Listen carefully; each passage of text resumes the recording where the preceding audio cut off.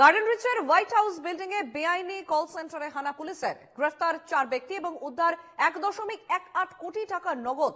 সোনার জিনিস উদ্ধার গোয়েন্দা দপ্তরের তদন্তকারীদের এবং অভিযুক্তদের থেকে উদ্ধার ল্যাপটপ এবং একাধিক নথি। গার্ডেন রিচে বেআইনি কল সেন্টারে হানা পুলিশের, হোয়াইট হাউস বিল্ডিং এ বেআইনি কল সেন্টারে পুলিশের হানা এবং তাতে গ্রেফতার ইতিমধ্যেই 4 ব্যক্তি, উদ্ধার হয় 1.18 কোটি টাকা নগদ এবং বেশ কিছু সোনার জিনিসও উদ্ধার করেছে গোয়েন্দা দপ্তরের তদন্তকারীরা।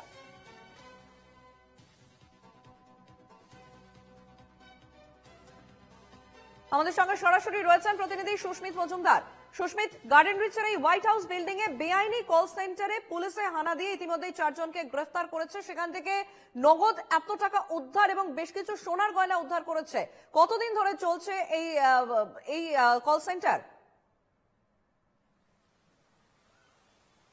দেখো, বেশ কয়েকদিন ধরেই কিন্তু কলকাতা লালবাজারের সাইবার ক্রাইমের কাছে অভিযোগ আসছে, বিভিন্ন জায়গা থেকে এই সাইবার প্রতারণা হচ্ছে এবং সেই কারণে চারিদিকে জাল বিস্তার করেছে কলকাতা পুলিশ এবং কলকাতা পুলিশের সেই জাল বিস্তারের ফল এই গার্ডেন রিচের যে হোয়াইট হাউস বিল্ডিং, সেই বিল্ডিং এর একটি কল সেন্টারে হঠাৎই হানা দেয় সাইবার ক্রাইম শাখা এবং সেখানে যাওয়ার পর ক্যাশ নগদ টাকা দেখে চোখ কপালে উঠে যায় তদন্তকারী অফিসারদের।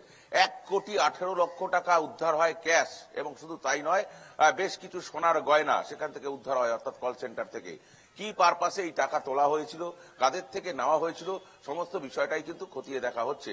একই সঙ্গে তাদের থেকে রাউটার সহ ল্যাপটপ এবং বেশ কিছু মোবাইল ফোন সেগুলো কিন্তু বাজেয়াপ্ত করেছে পুলিশ।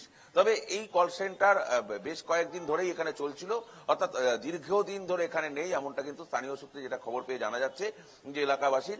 এবং এই 4 জন, যে 4 জনকে গ্রেপ্তার করেছে তাদেরকে আর কিছুক্ষণ পরেই আলিপুর আদালতে তোলা হবে। আলিপুর আদালতে তোলার পর তাদেরকে হেফাজতে চাইবেন এবং তাদেরকে হেফাজতে চাওয়ার পর তারা জানতে চাইবেন যে এর পরবর্তীতে যে এরা আর অন্য কোথাও এই জাল বিস্তার করেছিল কিনা, সেইটা যে একাধিক যে অভিযোগ এসছে কলকাতা পুলিশের কাছে, সাইবার সেলের কাছে যে একাধিক অভিযোগ রয়েছে, তার সঙ্গে এদের কোনো টার্মস রয়েছে কিনা, বা যদি কেউ অভিযোগ করে থাকে যেই সমস্ত অভিযোগের ভিত্তিতে এই জায়গা পর্যন্ত কলকাতা পুলিশ পৌঁছেছে, তাদের টাকা কিভাবে ফেরত দিয়ে দেওয়া যায়।